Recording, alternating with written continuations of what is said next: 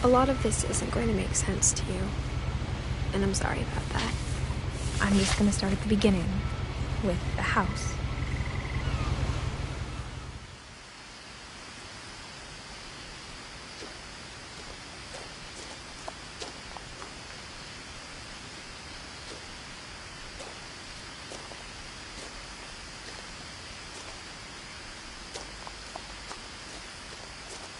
I lived here until I was 11, but I wasn't allowed inside half the rooms.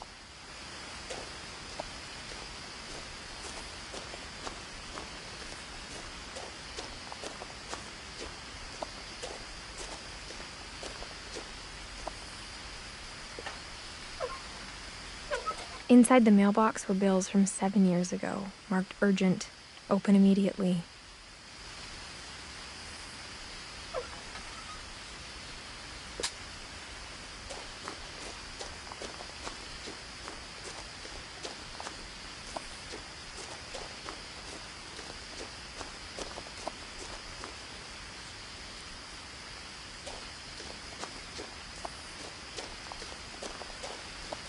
I hadn't been back since my brother Lewis's funeral.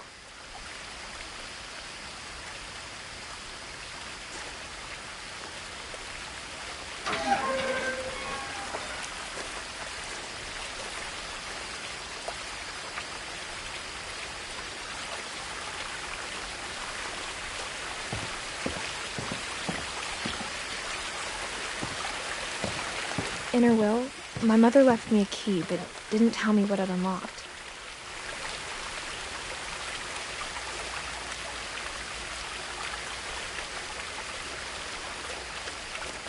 Maybe she thought I'd know. Or she thought that the mystery would be enough to bring me back.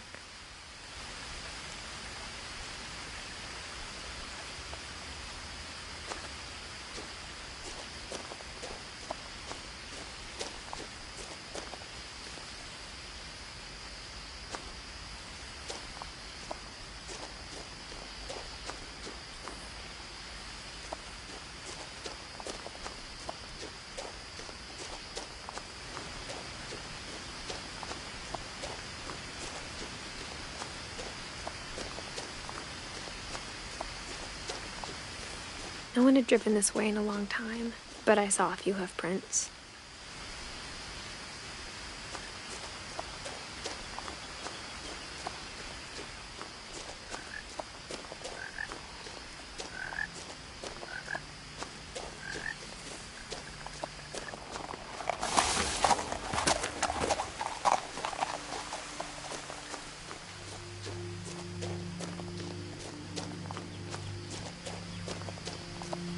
The truth is, even after I inherited the house, I never thought I'd come back to it.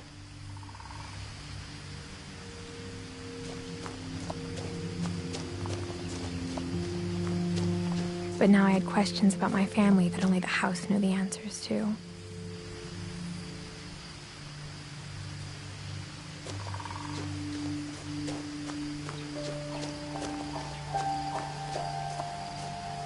The house was exactly like I remembered it, the way I'd been dreaming about it.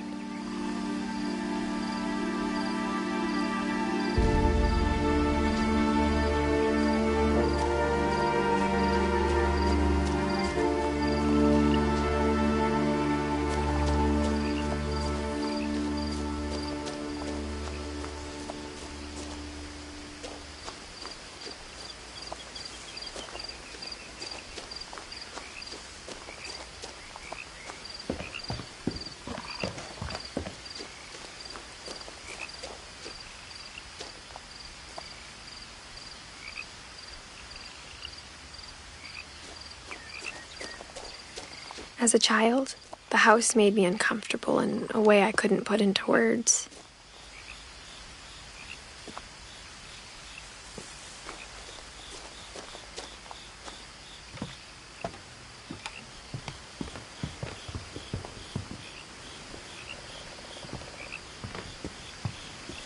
Now, as a 17-year-old, I knew exactly what those words were. I was afraid of the house.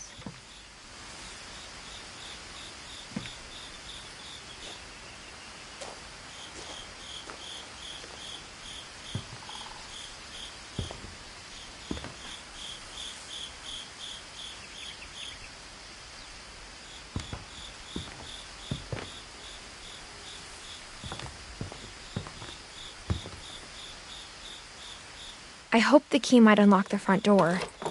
It didn't.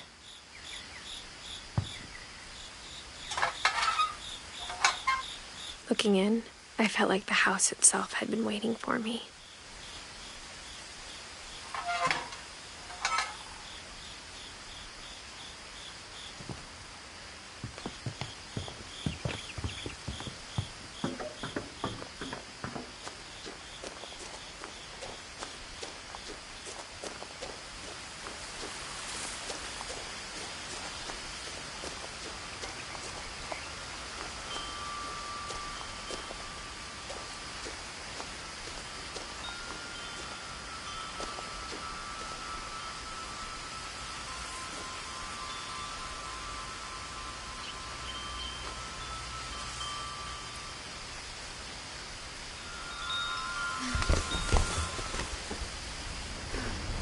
Crawling through the doggy door used to be a lot easier when I was 11.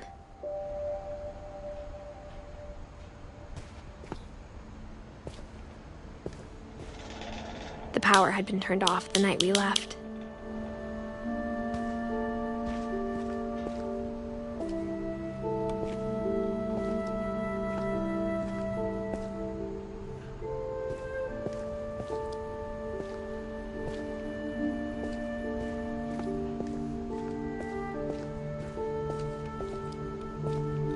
For the first time in years,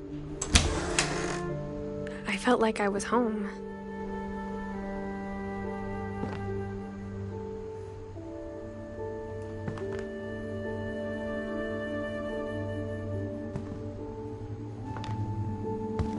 But instead of a family, there were just memories of one.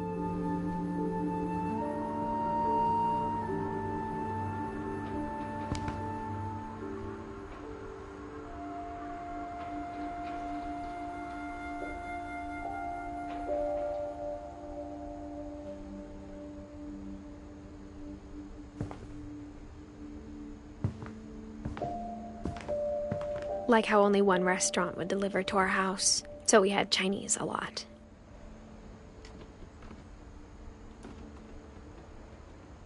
Or how after Louis started working at the cannery, we all got sick of eating salmon. Except our cat, Molly.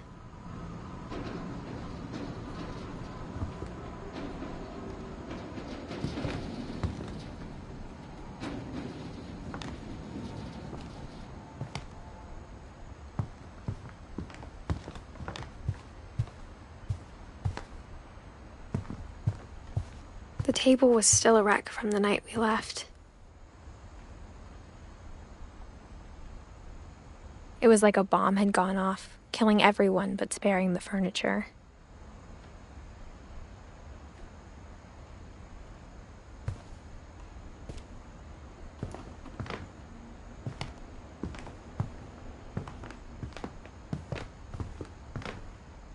My mom was the only one of us who could imagine Great-Grandma Edie living in a nursing home.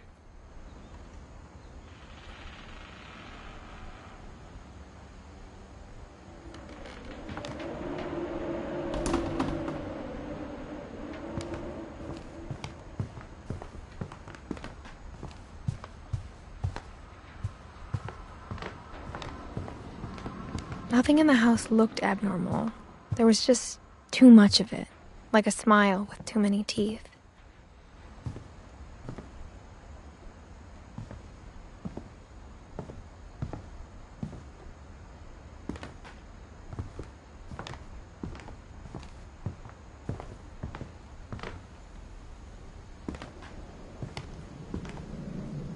Even the fireplace had a story. Edie told me the bricks came from the original house, after it sank.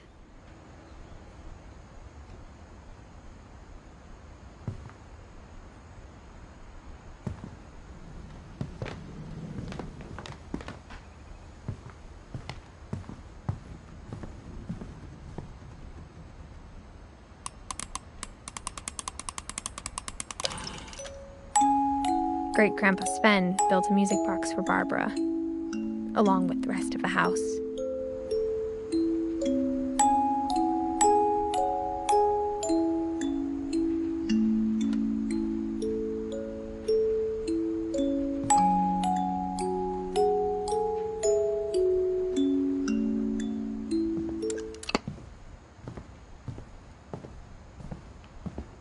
A lot of things got left behind in the whirlwind of that last night.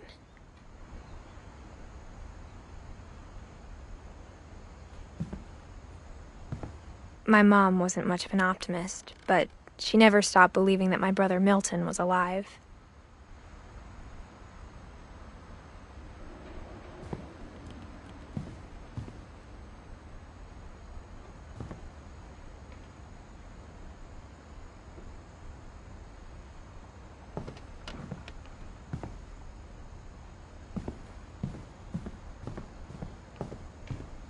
Mom always told me to stay out of the basement, so I wasn't too surprised when the key didn't fit.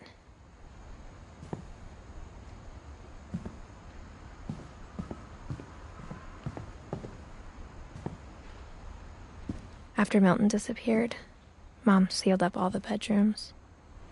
Then Edie retaliated and drilled peepholes.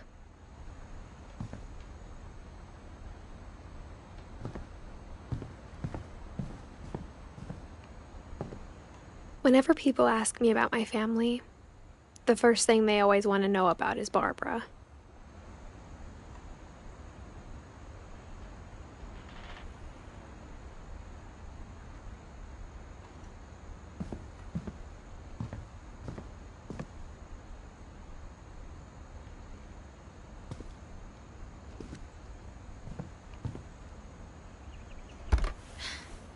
Barbara was a child star for 2 years, until America grew out of it.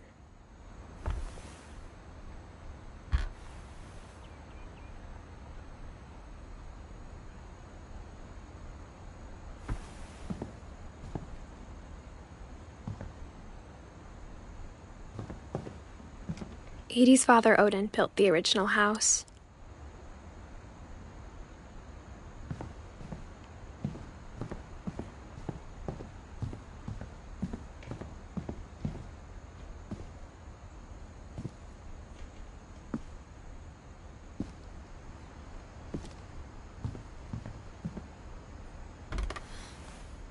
Edie told me once that every Finch who ever lived is buried somewhere in the library.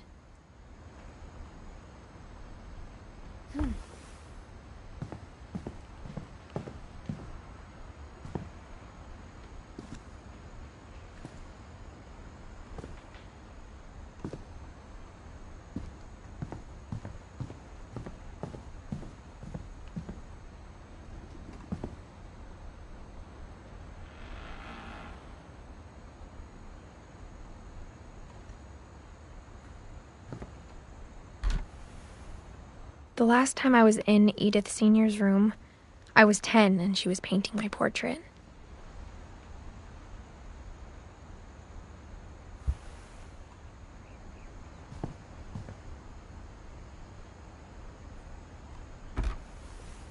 As a kid, I just assumed every house had peepholes and sealed rooms you weren't allowed inside of.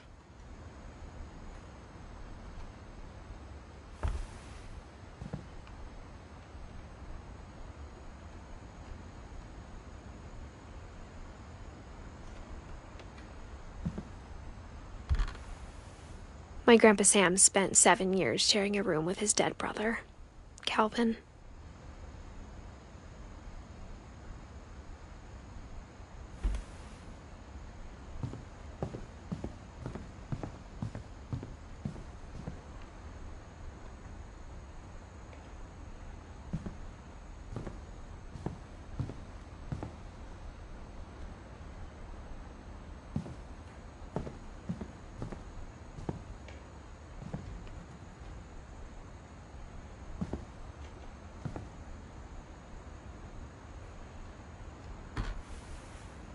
Molly always seemed like a girl I could imagine being friends with, if she hadn't died in 1947.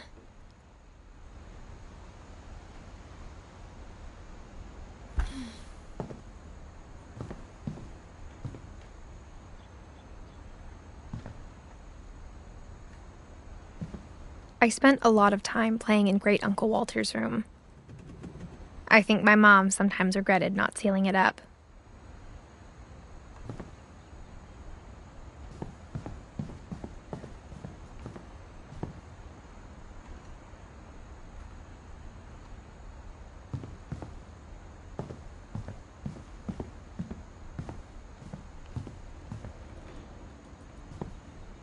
Lewis told me there were secret passages, but I never believed him.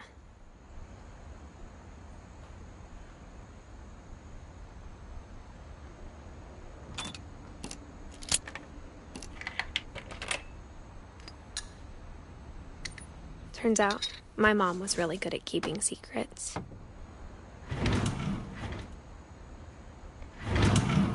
Now it was time to find out what my mom had been afraid of.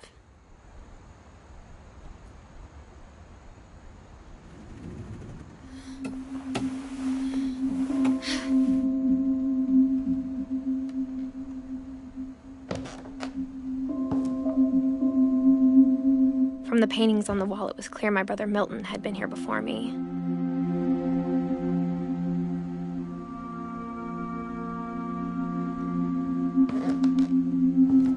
Reading this, maybe it sounds like I had a plan. But I had no idea what was behind that door.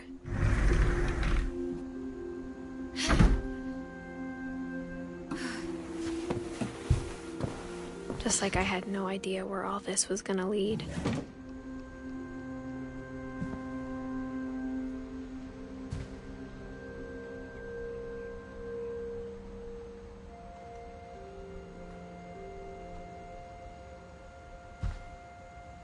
I grew up looking at Molly's room through the peephole. Being inside for the first time, I felt like I'd stepped behind a painting.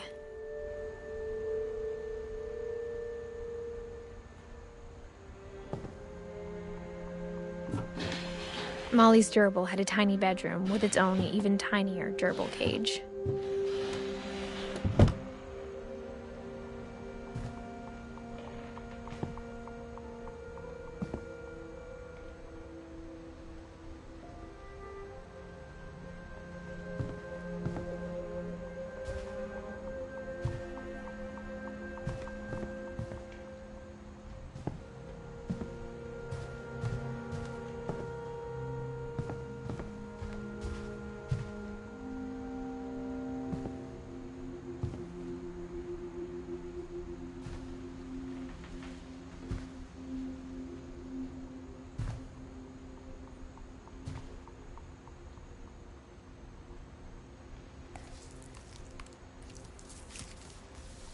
December 13th, 1947. Dear Diary, I'll be gone soon, but I wanted to tell somebody about what's gonna happen. It started when Mom sent me to bed without dinner. I woke up and I was starving, so I looked around for something to eat.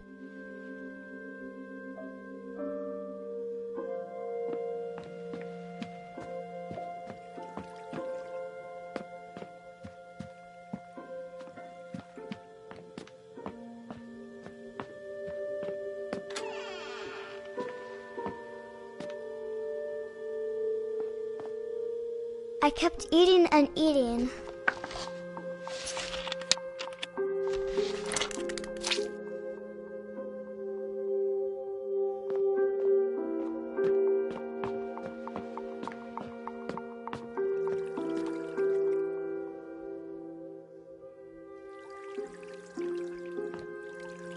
I thought about eating Christopher, but I held back.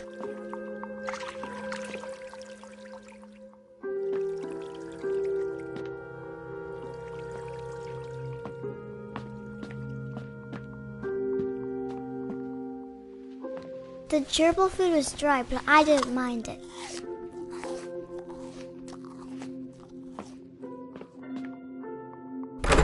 Mom, can I come out now? Sweetheart, it's late. Go to sleep.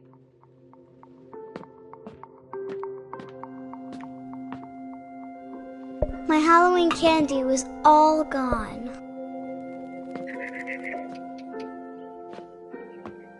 Then I heard chirping outside my window.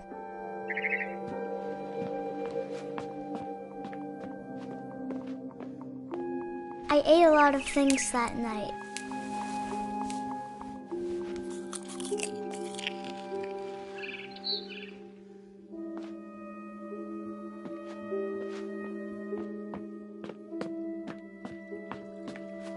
It was a barn swallow going back to her nest.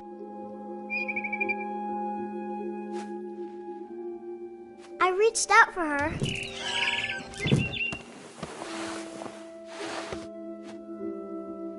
And suddenly, I was a cat.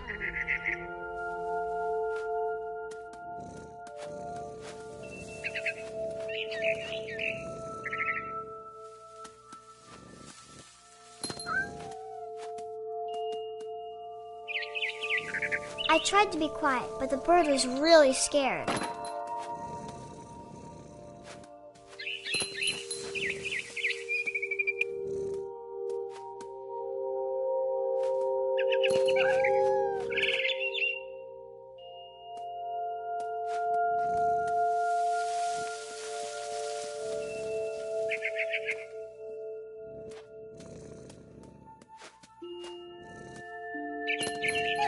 Mom and Dad didn't even look at me.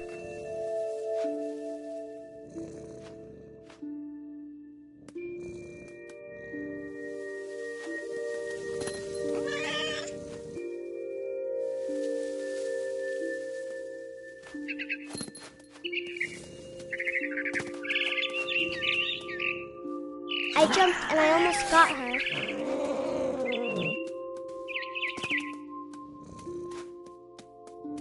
I could tell she was getting really tired.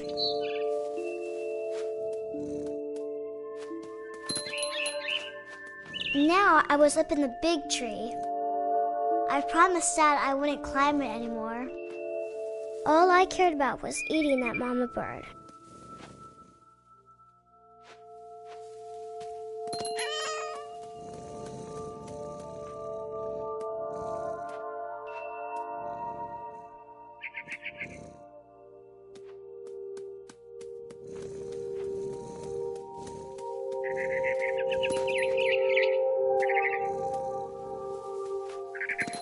I gobbled her up.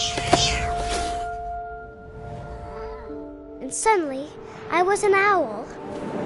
First, all I heard was the wind. Then I heard little teeth nibbling in the grass.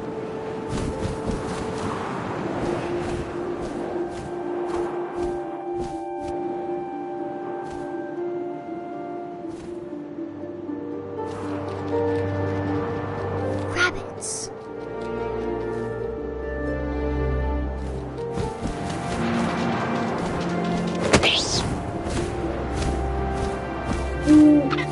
I imagined his face looking up and seeing mine through my talons. I swallowed him up, and I didn't chew one bit. Then I flew off to find something bigger.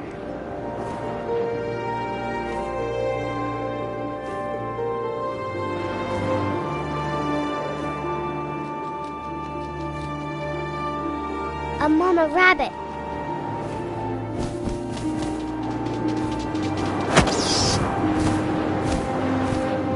She was almost too big to carry. I started choking, but I couldn't stop eating. And suddenly, I was a shark.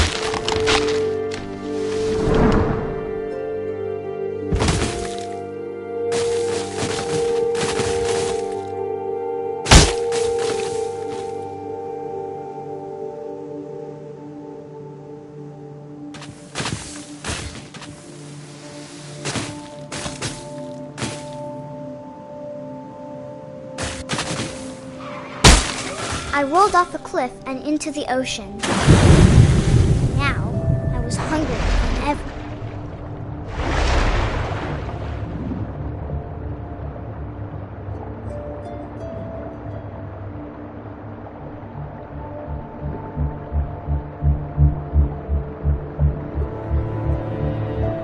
I wanted fat, juicy seeds.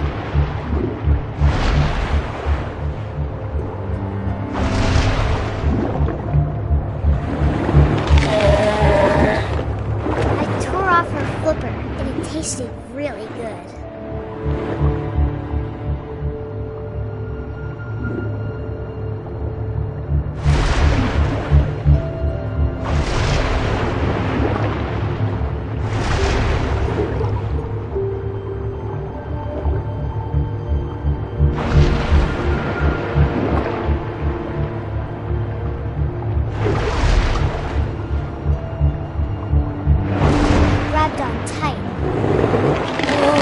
so hungry, I jumped out of the water.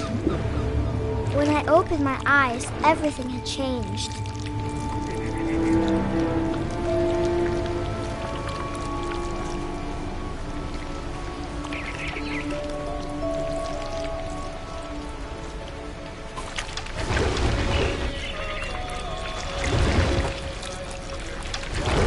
Now I was a monster, and I smelled people everywhere.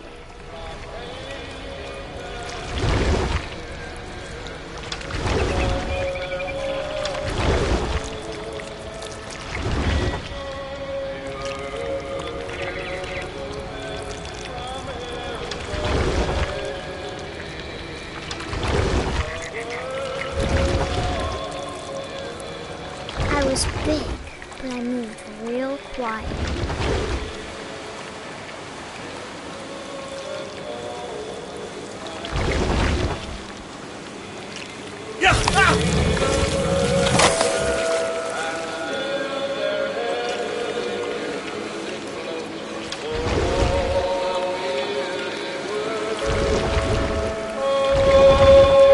I wanted to stop, but also I didn't.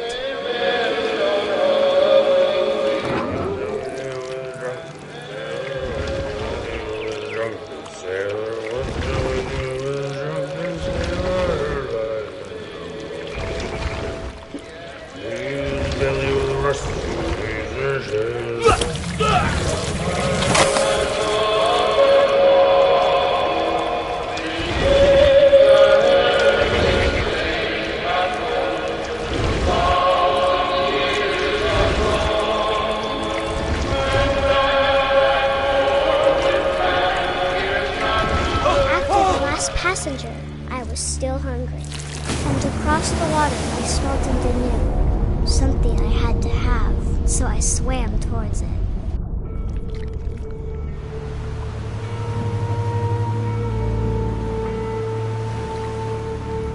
I slithered onto the sand, and the good smell went into an old pipe.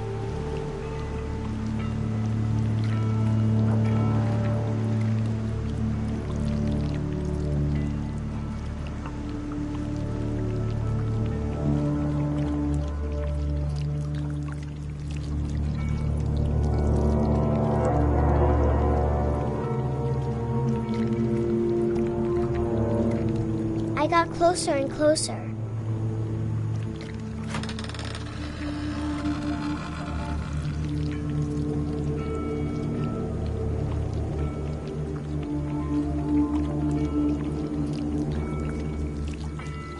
All my stomach started growling. And suddenly, I was me again. I held my breath for a long time, but I couldn't hear anything. I think it's waiting for me to fall asleep. But it's not going to wait much longer. It needs to feed, and we both know I will be delicious.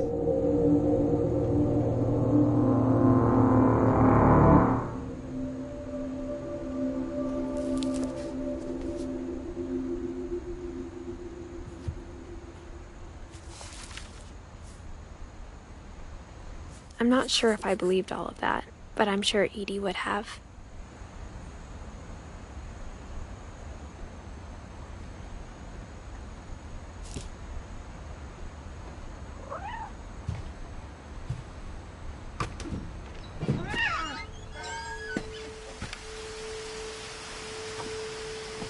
This will be obvious later, but my mom never told me any of these stories. Edie would have, but Mom didn't like bringing up the past. Though, when we adopted a stray kitten, she was the one who named it Molly.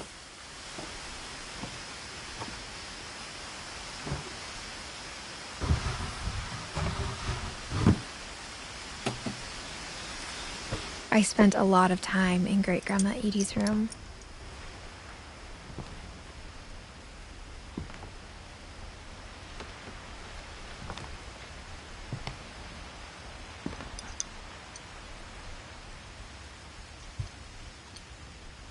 Louis died a week before we left, but Edie had already started to memorialize him.